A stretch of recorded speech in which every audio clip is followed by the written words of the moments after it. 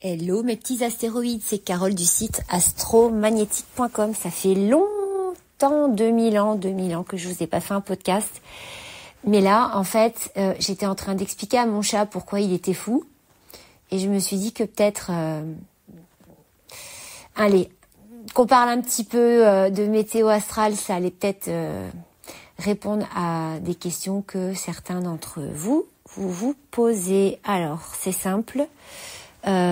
Vous avez déjà vu tous un thème, tous et toutes, vous avez déjà vu un thème. Un thème, c'est quoi? C'est une roue avec les 12 signes du zodiaque. Jusque-là, tout va bien. Les chevaliers du zodiaque, on est là, on sort les épées. Ok, donc le bordel qu'il y a en ce moment, c'est que clairement, il y a 3 signes occupés sur 12. Bon, il y a Pluton en Verseau, mais lui, on le compte pas parce que lui, c'est le plus lent. C'est le plus long à la détente, le type, il met 287 ans pour faire le tour du zodiaque. Donc je vais autant vous dire que la dernière fois qu'il est passé en début Verseau, on s'en rappelle un peu pas. Ou alors vous avez fait Hibernatus, les gars, parce qu'il y a 287 ans, voilà. Bref, on s'en fout. Donc, ce qui se passe, on a une éclipse, mais une méga éclipse, les gars, le 8 avril, en Bélier. Mais c'est pas que ça, en fait. C'est le jour de la nouvelle lune, le 8 avril. On va voir la lune, le soleil conjoint en Bélier, mais conjoint sur le nœud nord. Le nœud nord, c'est quoi? C'est le chemin de vie, c'est la boussole du thème, c'est ce pourquoi on est revenu, etc. Pour ceux qui admettent qu'on n'est pas là depuis qu'on est né. Ça, c'est un autre débat. Bref. Et sur Chiron, Chiron, il soigne, mais il parle de maladie, c'est-à-dire que Chiron, c'est le poison, mais c'est l'antidote en même temps. Donc, clairement, en langage clair et humain, ça veut dire quoi? Ton charabia.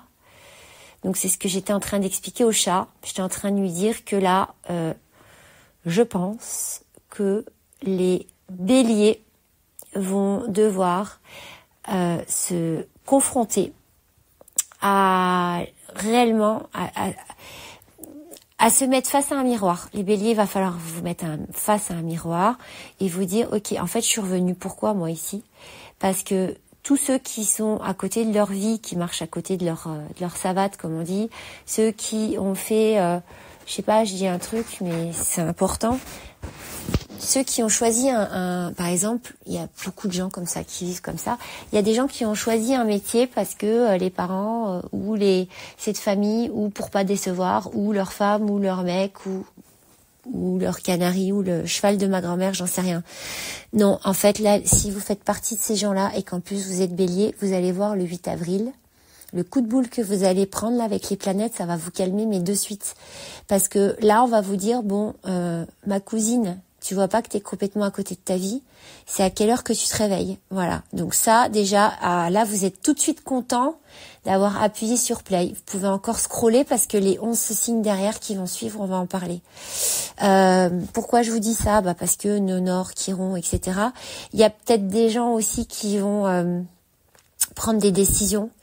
Parce que, de toute façon, j'ai envie de vous dire que le thème du 8 avril, c'est, si je devais faire un seul titre, si je devais vous faire une série Netflix sur le 8 avril, ce serait « Prends ta décision ». Pose-toi des questions. Voilà, ça va être ça. Donc, si vous étiez déjà en DEP, vous allez sortir du podcast. Je vous offre une corde pour 2 écoutes. Voilà, Xanax, bonjour. Alors, du coup, les béliers. Les béliers, gros coup de boule.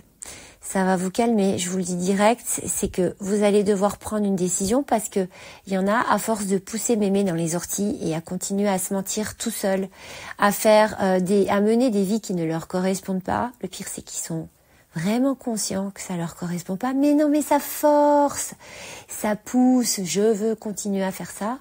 Tu vas voir le 8 avril. C'est claquette sur les fesses et c'est où t'avances ou tu vas rester sur le carreau.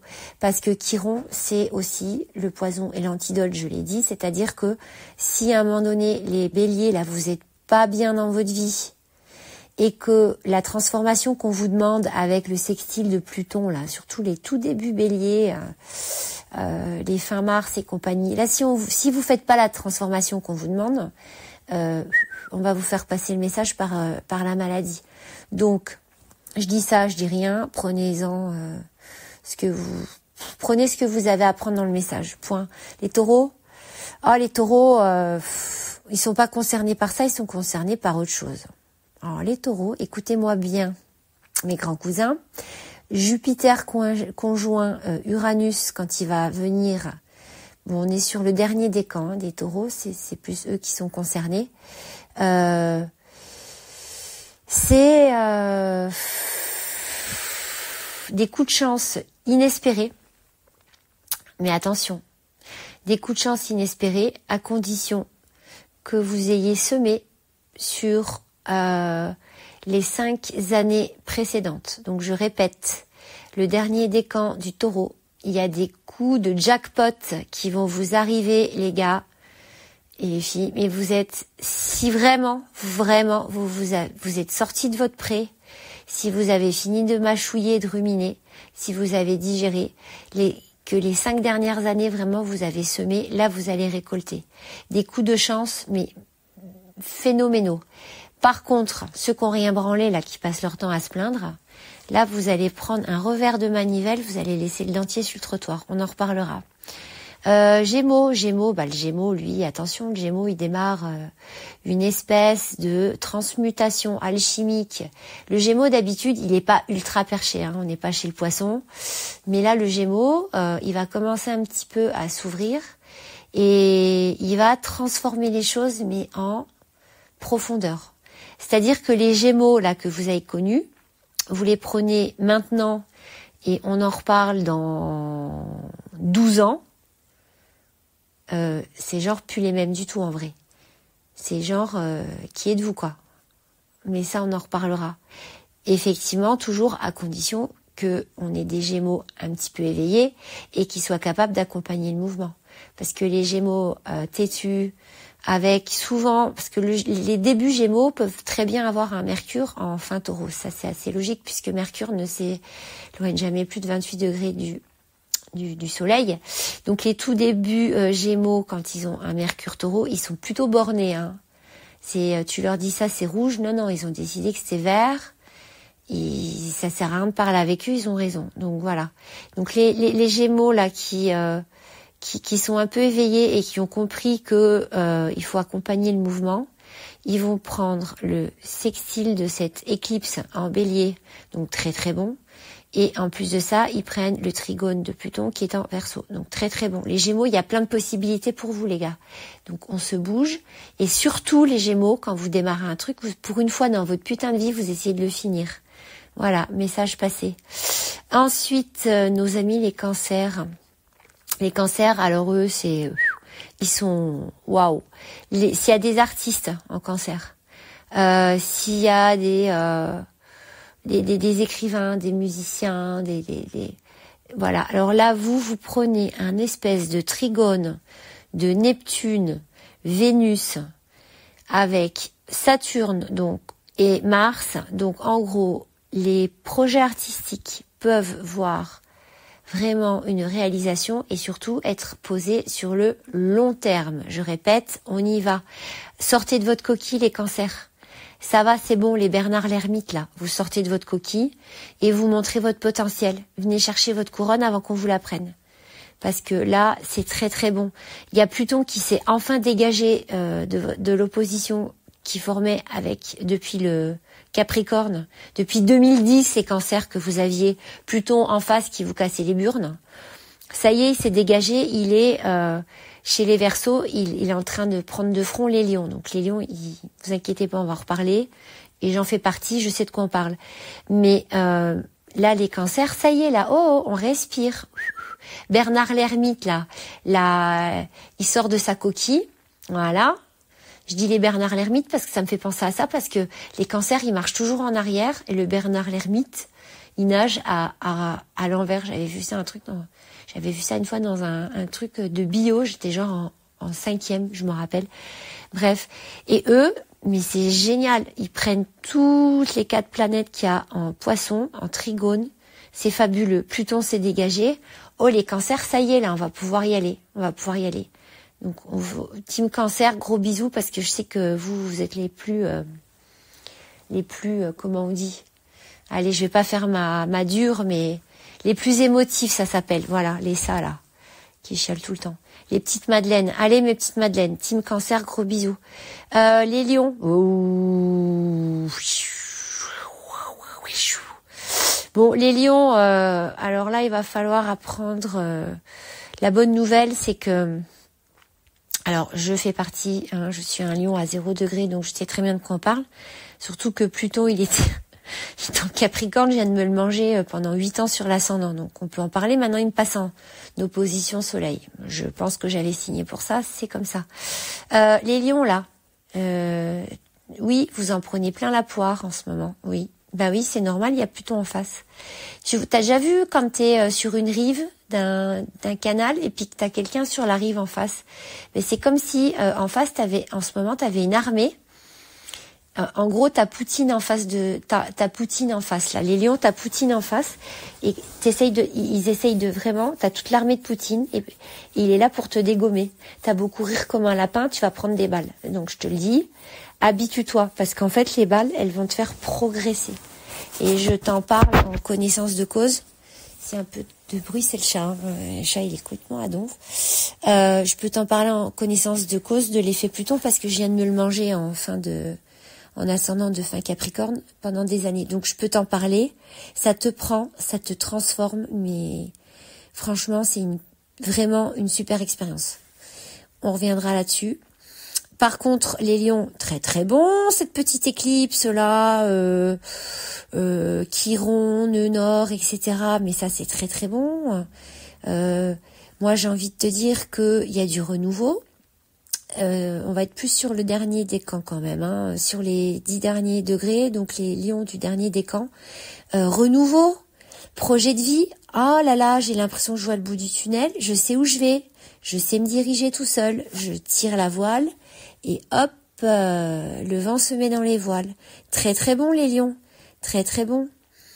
Par contre, impulsivité pour le troisième décan aussi, puisqu'on est sur 20 degrés. Impulsivité, les derniers lions du dernier décan. C'est bien d'avoir envie d'être libre, mais calmez-vous, parce que là les balles ça tire, mais vous n'avez pas compris qu'avec Pluton en face, vous vous faites tirer comme des lapins en pleine nuit. Donc ne vous dirigez pas vers les phares. C'est un conseil d'amis. Les vierges, les vierges. Alors la vierge d'habitude, c'est réfléchi, méthodique, organisé, serviable. C'est la petite parfaite du zodiaque. Ouais, sauf passer minuit où le carrosse se transforme en citrouille et quand ça débraye la Vierge, on les tient plus. Ça c'est un autre sujet. Les Vierges là en ce moment avec 4 planètes en face là en Poisson. Mais vous tournez à quoi là les Vierges? Mais vous êtes complètement perchés, hein. Et plus un trigone qui arrive du Taureau là entre Uranus et Jupiter. Non mais les Vierges déchaînées complets, on va plus les tenir, hein. N'importe quoi. Ouais, c'est plus content, c'est fini la petite Sainte Nitouche là qui nous donnait des leçons de comment ça s'appelle là dans les Desperate Housewives là, vous me le direz, je me rappelle jamais. Brie comme le fromage, ouais voilà celle-là. Ouais bah c'est ça, c'est le profil. Ouais bah alors là ma pauvre ça va finir, c'est n'importe quoi. Les Vierges elles vont vraiment se montrer sous un autre angle. Ça va lâcher les chevaux la Vierge. Voilà. Balance. Bon Balance, lune noire en Balance, Lilith. Bon bah Lilith. La Balance c'est bien hein, de vouloir faire les gentils, les mignons, l'harmonie. J'aime pas le conflit, j'aime pas la violence. Gna gna gna. Mais vous êtes en train de vous faire un petit transit de Lilith là. Et c'est pas fini, on en a encore pour un petit moment. Vos démons, il va falloir les affronter une bonne fois pour toutes, les gars. Arrêtez de faire porter le chapeau à tout le monde, parce que avec Lilith, là, on va vous mettre un gros miroir avec une bougie sous le museau pour voir votre côté sombre.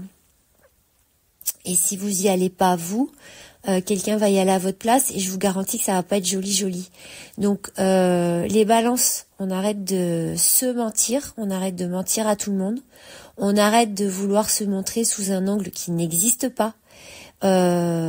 Et surtout, les balances, il faut vraiment affronter vos démons, d'accord? Personne pourra le faire pour vous. Les scorpions, les scorpions, c'est la fête du slip, les gars. Scorpions, ils ont l'opposition Jupiter et Uranus. Mais les scorpions, c'est la grenouille qui voulait être plus grosse que le bœuf, quoi. Il va falloir vous calmer, les cousins scorpions, là, et les cousines, hein, parce que vous en pouvez plus, là, de vous. Vous en pouvez complètement plus. Sauf que, je vous explique, avec le trigone que vous recevez des poissons, où il y a Neptune, Vénus, Saturne et Mars, il faut arrêter de prendre vos rêves pour des réalités. Je vous assure que quand vous allez redescendre de votre nuage, ça va vous faire tout chelou. Voilà.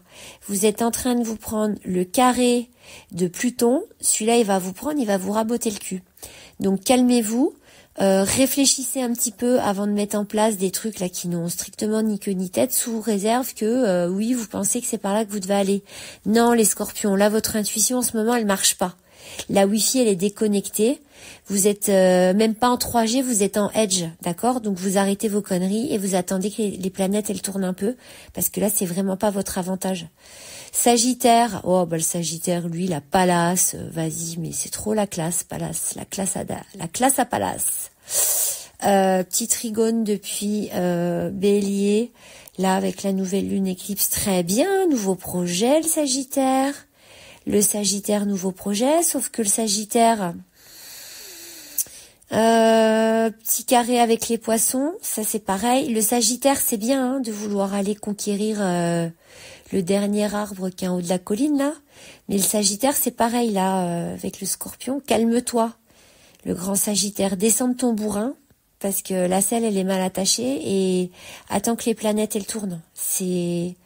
T'as des idées, là, c'est pareil, là, tu t'es un petit peu trop enflammé. Donc, attends un peu que ça tourne. Capricorne. Le Capricorne, comme il respire. C'est la reine des neiges, le Capricorne. Libéré, délivré, quoi. Ouh, Pluton est enfin sorti de ton signe. Purée, c'était pas trop tôt. Y en a qui ont sorti des maladies. Y en a qui ont tout plaqué pour aller faire photographe au milieu des chèvres sur une île. Enfin, je vous raconte n'importe quoi, mais c'est un peu ça l'idée. Le Capricorne, il y avait un avant 2008 et puis un maintenant. Ouais. Donc là, les Capricornes, vous avez vu 2008 jusque 2024, ce qui s'est passé. C'est ce qui va se passer pour les Verseaux, où Pluton est rentré. Donc Pluton, il y aura un avant 2024. Et il y en aura un après 2035 quand il va sortir. Voilà, donc Poisson pour terminer. Clairement, Poisson, déjà que les Poissons, on les perd vite, hein, on les perd vite. Mais alors là, les Poissons, un éléphant au milieu des couloirs, il rentre dedans, il pense que c'est un porte-manteau, quoi. Là, les Poissons, vous êtes, vous êtes encore plus dans votre monde que d'habitude. Puis alors, si en plus vous avez laissé parler votre côté artistique, on ne vous tient plus. Les nouveaux Picasso arrivent. Mais Picasso, pas les voitures, hein, les peintres. Allez, petit clin d'œil. Noyez-moi. En ce qui concerne tous ces transits, donc ça c'était pour votre signe solaire. Je rappelle ce qu'est un signe solaire. Un signe solaire, c'est quand on dit je suis né à Noël, je suis Capricorne. Ok, donc ça, quand on dit je suis Capricorne, par rapport à la date de naissance, ça veut dire que ton soleil est en Capricorne. Donc tout ce que je viens de dire, c'est pour ta date de naissance. Après, il faut voir ton ascendant, il faut voir ta lune, tes autres planètes, tes placements et surtout tes maisons pour savoir dans quelle maison va se situer l'éclipse du 8 avril qui nous arrive et qui va être conjointe à Chiron, la santé, nœud nord, le gouvernail de notre existence. Donc il y a encore beaucoup de choses à lire, ça c'était très très général, mais déjà ça vous donne des petits indices s'il y a des gens qui se posent des questions, pardon. Autre chose, on est sous Mercure rétrograde là pendant 3 semaines. Donc, si vous perdez vos clés, vous envoyez un mail, il n'y arrive pas, ou vous êtes trompé de destinataire, le colis par la poste, il s'est perdu, il arrive chez le voisin. La cafetière, elle tombe en panne. La voiture, elle démarre pas le matin. L'imprimante, elle marche plus. Oui, c'est normal. On est sous un Mercure rétro. Donc Mercure rétro, on évite les voyages parce que il y a des retards d'avion, on perd les bagages. Voilà. Mercure rétro, techniquement, pour ceux qui ont l'habitude, on fait 3 rétrogrades par an. Donc normalement, vous êtes prévoyant, vous surveillez les transits et vous savez que avant Mercure rétrograde, on doit mettre nos affaires à jour. Si c'est pas le cas, bonne chance, hein, vous allez recommencer 4 fois la même chose, c'est pas grave, ça vous fera les pattes, la prochaine fois vous y penserez. Là, sous 3 semaines, évidemment, on n'achète pas, genre une grosse voiture, un truc qu'on peut pas rendre par la suite parce que sous Mercure rétrograde, en général, on regrette nos choix. C'est pareil pour les relations amoureuses qui débutent sous un Mercure rétro, en général, elles ne voient pas plus loin que la rétrograde de Mercure, soit 3 semaines. Allez, je m'arrête là parce que je veux pas que ça fasse trop long, le petit podcast. Je vous embrasse et petits astéroïdes. Prenez soin de vous et sachez que de toute façon, on est ici pour apprendre et que si on n'apprend pas, c'est qu'on est déjà mort. Je vous embrasse, une claque sur les fesses et à bientôt. Ciao.